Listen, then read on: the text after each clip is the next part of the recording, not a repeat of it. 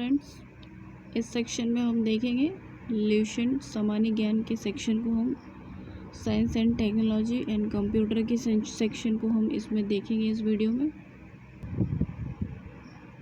तो साइंस और technology section में देखते हैं कि भारतीय राष्ट्रीय अंतरिक्ष अनुसंधान समिति का गठन 1962 में प्रसिद्ध अंतरिक्ष वैज्ञानिक डॉक्टर विक्रम साराभाई की अध्यक्षता में किया गया था, जिसमें परमाणु ऊर्जा विभाग के अंतर्गत कार्य करना शुरू किया था। भारतीय राष्ट्रीय अंतरिक्ष अनुसंधान समिति का पुनर्गठन 15 अगस्त 1959 को भारतीय अंतरिक्ष अनुसंधान संगठन इसरो की स्थापना की गई थी। 1959 में 15 अगस्त 1959 को भारतीय अंतरिक्ष कार्यक्रम को सुचारू रूप से संचालित करने के लिए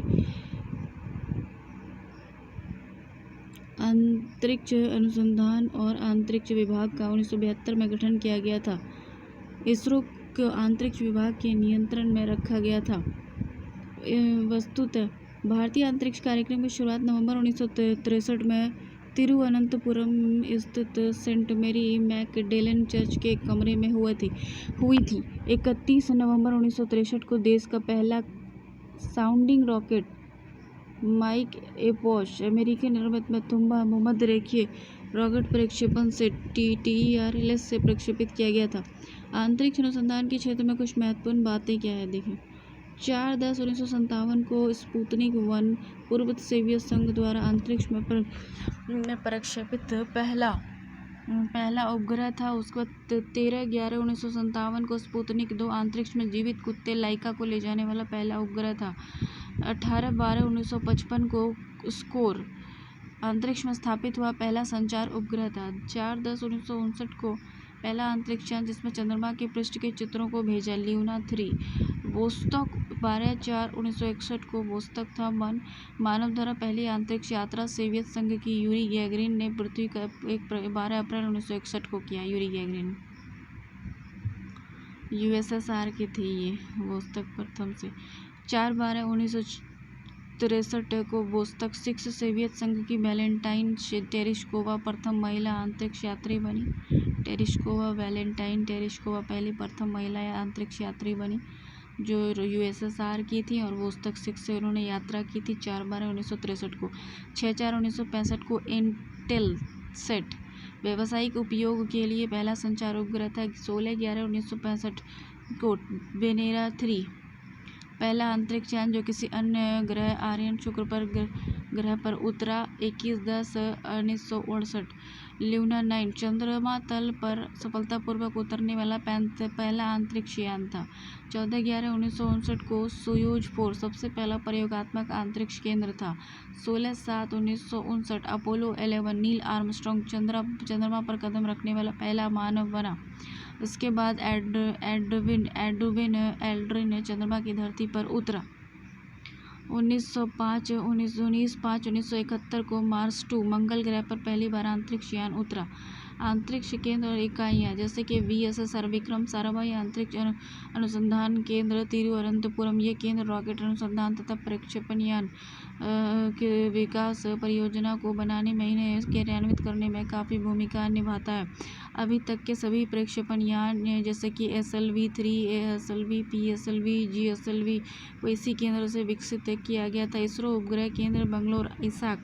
इस केंद्र में उपग्रह परियोजनाओं के डिज़ाइन निर्माण परीक्षण प्रबंधन का कार्य संपन्न किया जाता है। अंतरिक्ष उपयोग केंद्र अहमदाबाद SAC। इस केंद्र के प्रमुख कार्यों में दूरसंचार टेलीविजन में उपग्रह का उपयोग, प्राकृतिक संसाधन के सर्वेक्षण प्रबंधन के लिए दूर संवेदन, मौसम विज्ञान, भूमापन, पर्यावरण पर्यवेक्षण आदि शामिल है। शार के श्रीहरिकोटा ये इसरो का प्रमुख प्रक्षेपण केंद्र है जो आंध्र प्रदेश के पूर्वी तट पर स्थित है।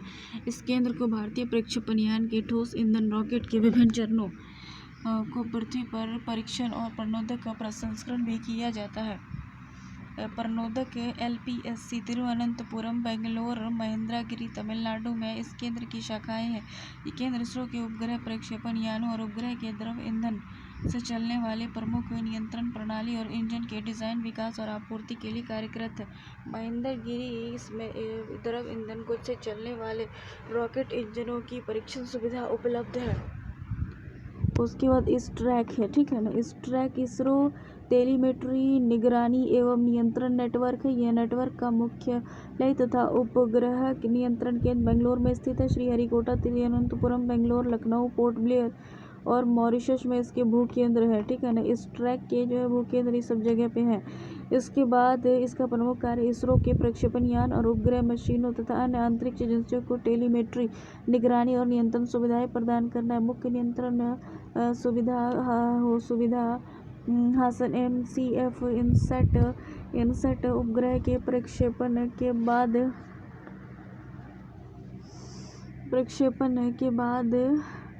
मुख्य नियंत्रण सुविधा केंद्र मध्य प्रदेश के भोपाल में 11 अगस्त 2005 को स्थापित किया गया था। इसरो जड़त्व प्रणाली इकाई तिरुवनंतपुरम IISU। इसरो की इस इकाई का प्रमुख कार्य प्रक्षेपण यानों और उपग्रहों के लिए जड़त्व प्रणाली का विकास करना है। भौतिक अनुसंधान प्रयोगशाला अहमदाबाद PRL अंतरिक्ष विभाग के अंतर्गत कार्यरत ये संस्थान अंतरिक्ष और संबद्ध विज्ञान में अनुसंधान एवं विकास करने वाला प्रमुख राष्ट्रीय केंद्र है। NRSA राष्ट्रीय दूरदर्शी एजेंसी हैदराबाद अंतरिक्ष विभाग के अंतर्गत कार्यरत ये एजेंसी करने की जिम्मेदारी निभाती है। इसका प्रमुख केंद्र बालानगर में है। इसके अतिरिक्त देहरादून स्थित भारतीय दूर संवेदी संस्थान भी राष्ट्रीय दूर संवेदी एजेंसी का ही एक अंग है। प्रमुख भारतीय उपग्रह क्या है? आर्यभट्ट है। स्वदेशी तकनीक से निर्मित प्रथम भारतीय उपग्रह आर्यभट्ट को 19 अप्रैल 1975 को पूर्व सोवियत संघ के बेकानूर अंतरिक्ष केंद्र से हंटर कॉस्मोस प्रक्षेपण यान द्वारा पृथ्वी के 360 निकटवर्ती कक्षा में 594 किलोमीटर की ऊंचाई पर सफलतापूर्वक स्थापित किया गया। इसका वजन जो था वो 360 किलोग्राम था। इस अभियान से 3 प्रमुख लक्ष्य थे: वायु विज्ञान प्रयोग, सौर प्रौद्योगिकी प्रयोग तथा एक एक्स किरण खगोलिकी प्रयोग। इस उपग्रह में संचार व्यवस्था से जुड़े कुछ प्रयोग किए गए हैं। विशुद्ध रूप से वैज्ञानिक प्रयोग। इस उपग्रह में संचार व्यवस्था से जुड़े कुछ प्रयोग किए गए हैं।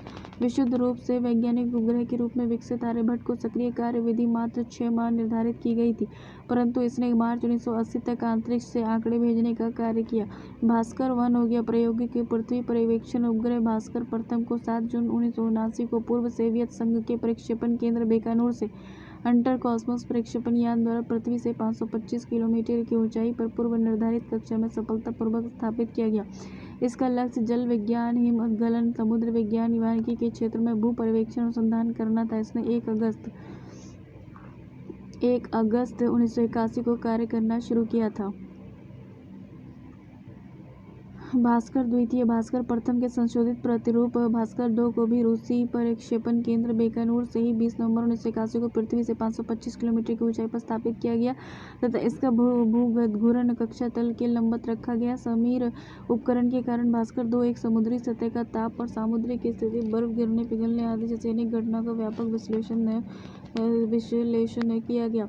रोहिणी श्रृंखला। रोहिणी उपग्रह श्रृंखला के अंतर्गत भारतीय प्रक्षेपण केंद्र श्रीहरिकोटा से भारतीय प्रक्षेपण यान PSLV-3 द्वारा 4 उपग्रह प्रक्षेपित किए गए और इस श्रृंखला के उपग्रहों के प्रक्षेपण का मुख्य उद्देश्य भारत के प्रथम उपग्रह प्रक्षेपण यान ASLV-3 का परीक्षण करना था। इस अभियान का प्रथम एवं तृतीय प्रायोगिक परीक्षण असफल रहा। इस अभियान के द्वितीय प्रक्षेपण परीक्षण से रोहिणी RSS-1 को जुलाई 1980 को श्रीहरिकोटा से SLV-3 प्रक्षेपण यान के सफलतापूर्वक प्रक्षेपित किया गया। इस प्रकार रोहिणी RS-1 भारतीय भूमि में भारतीय प्रक्षेपण यान द्वारा प्रक्षेपित प्रथम भारतीय उपग्रह बना। चतुर्थ प्रायोगिक परीक्षण से रोहिणी RCD-2 को 17 अप्रैल 1983 को श्रीहरिकोटा से SLV-3D3 द्वारा सफलतापूर्वक प्रक्षेपित किया गया। इस सफलता ने SLV-3 को एक प्रमाणिक प्रक्षेपण यान बना दिया और भारत को छोटे प्रक्षेपण यानों को विकसित करने वाले देश की श्रेणी में ला दिया। प्रायोगिक संचार उपग्रह एपल भारत का पहला संचार उपग्रह था जिसने भूस्थैतिक कक्षा में स्थापित किया गया। भारत के प्रथम प्रायोगिक संचार उपग्रह एपल को 19 जून 1981 को फ्रेंच गुयाना के कोरू अंतरिक्ष प्रक्षेपण केंद्र से यूरोपीय अंतरिक्ष एजेंसी के एरियन 4 प्रक्षेपण यान द्वारा भूस्थिर कक्षा में लगभग 36,000 किलोमीटर की ऊंचाई पर स्थापित किया।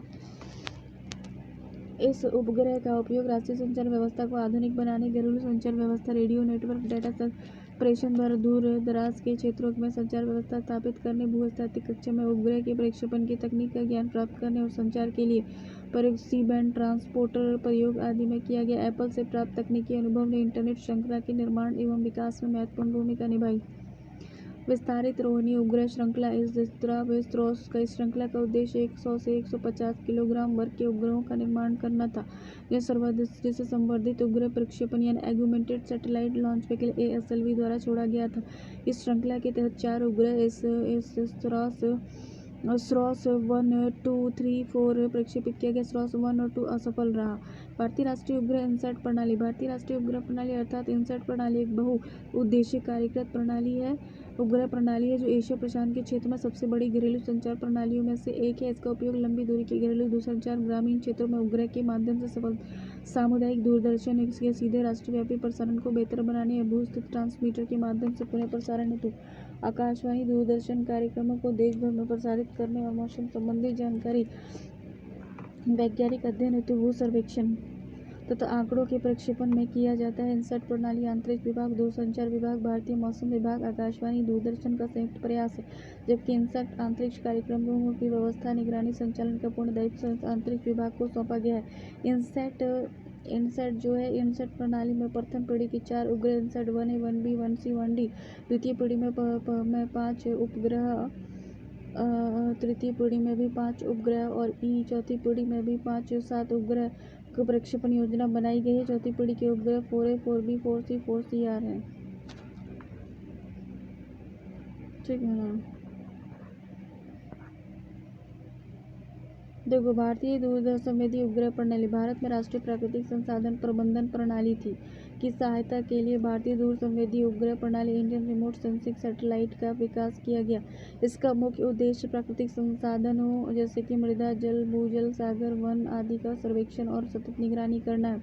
दूर संवेदी उपग्रह प्रणाली के अंतर्गत पृथ्वी के गर्भ में छुपे संसाधनों को स्पर्श के बिना परिक्रमण विधि द्वारा विश्वसनीय और प्रामाणिक जानकारी उपलब्ध कराई जाती है। इसके तहत उपग्रह में लगे इलेक्ट्रॉनिक कैमरों से पृथ्वी पर स्थित वस्तुओं का चित्र लेते हैं और इन चित्रों के विश्लेषण से जानकारी प्राप्त करते हैं। दूर संवेदी उपग्रह के उपयोग से सुदूर संवेदन की प्रक्रिया को एक निश्चित अंतराल के बाद दोहराकर किसी स्थान विशेष पर समयानुसार हो रहे परिवर्तन को बराबरी से अध्ययन किया जा सकता है।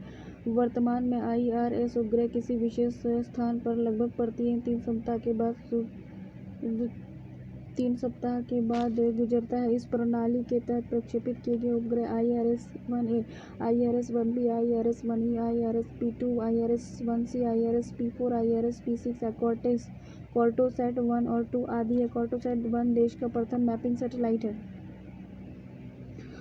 कॉमेटसैट भारतीय अंतरिक्ष कार्यक्रम के तहत अंतरिक्ष अनुसंधान केंद्र इसरो ने 12 सितंबर 2002 को श्रीहरिकोटा से सतीश धवन अंतरिक्ष यान से ध्रुवीय उपग्रह प्रक्षेपण यान polar satellite launch vehicle PSLV C4 के माध्यम से देश में पहले मौसम संबंधी विशिष्ट उपग्रह मेटसैट को भू-स्थैतिक स्थानांतरण कक्षा जियोस्टेशनरी ट्रांसफर ऑर्बिट में सफलतापूर्वक स्थापित किया। ये पहला मौका था जब किसी भारतीय अंतरिक्ष यान ने 1000 किलोग्राम से अधिक भार के उपग्रह को भू-स्थैतिक कक्षा में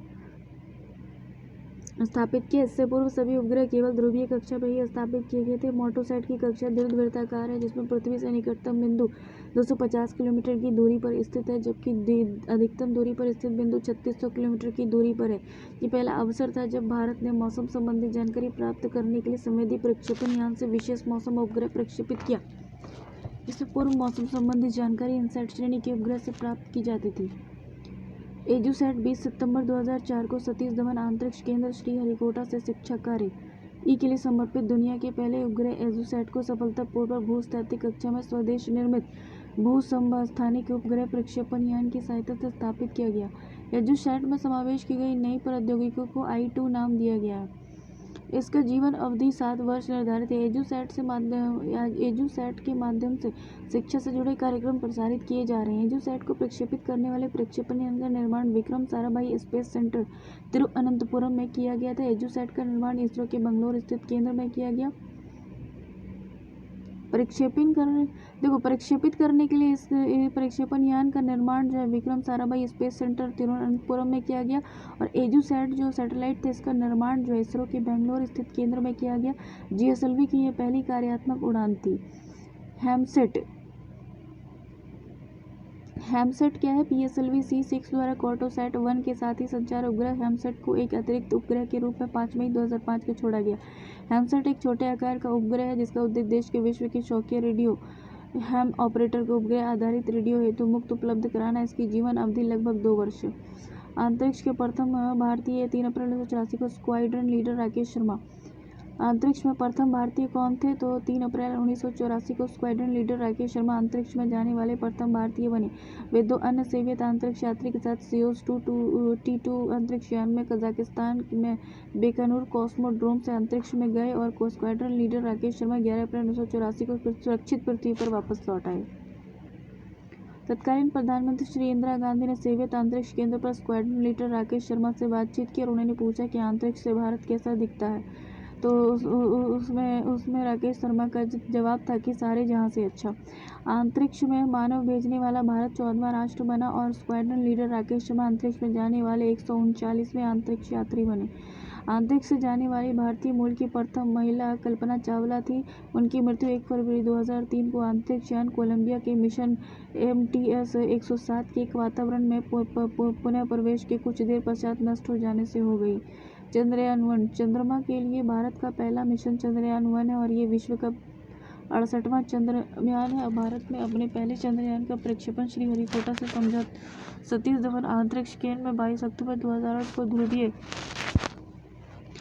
उपग्रह प्रक्षेपण यान PSLV CF-11 के जरिए किया गया। प्रथम चंद्रमा अभियान सोवियत संघ ने 2 जनवरी 1959 को भेजा था और द्वितीय चंद्रमा अभियान 3 मार्च 1959 को अमेरिका ने भेजा। अमेरिका, यूरोपीय संघ, रूस, जापान, चीन के बाद भारत छठा ऐसा देश है जो चंद्रमा के लिए यान भेजने में सफल हुआ है। 11 पेलोड युक्त चंद्रयान 1 से सिग्नल प्राप्त करने के लिए 32 मीटर व्यास के एक विशाल एंटीना की स्थापना कर्नाटक के मंगलौर 40 किलोमीटर दूर बेलालू में हो गई है। यह प्रथम अवसर था जब एक साथ 11 उपकरण विभिन्न अध्ययनों के लिए किसी यान के साथ भेजे गए। भारत का पहला चंद्र अभियान चंद्रयान प्रथम अपने साथ राष्ट्रीय ध्वज तिरंगा भी लेकर गया जिसमें मून इंस्पेक्टर प्रोब चंद्रमा की सतह पर स्थापित करेगा।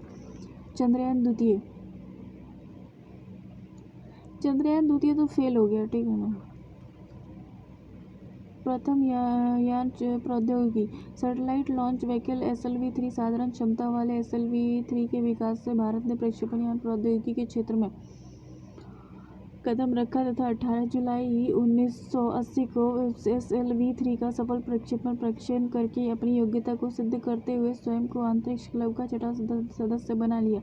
इस क्लब में अन्य पूर्व 5 सदस्य थे: रूस, अमेरिका, फ्रांस, जापान, चीन। SLV-3 एक 4 चरणों वाला साधारण क्षमता का उपग्रह प्रक्षेपण यान था जो 40 किलोग्राम भार वर्ग के उपग्रहों को पृथ्वी की निचली कक्षा में स्थापित कर सकता है। इसका ईंधन प्रणोदक ठोस था। SLV-3 का कुल 4 प्रायोगिक परीक्षण प्रक्षेपण किए गए जिनमें द्वितीय तथा चतुर्थ प्रक्षेपण पूर्णतः सफल रहा। 17 अप्रैल 1983 को SLV-3 की चतुर्थ और अंतिम उड़ान द्वारा रोहिणी RSD-2 को सफलतापूर्वक निर्धारित कक्षा में स्थापित करने के बाद यह उपग्रह प्रक्षेपण यान के कार्यक्रम को मदद किया गया।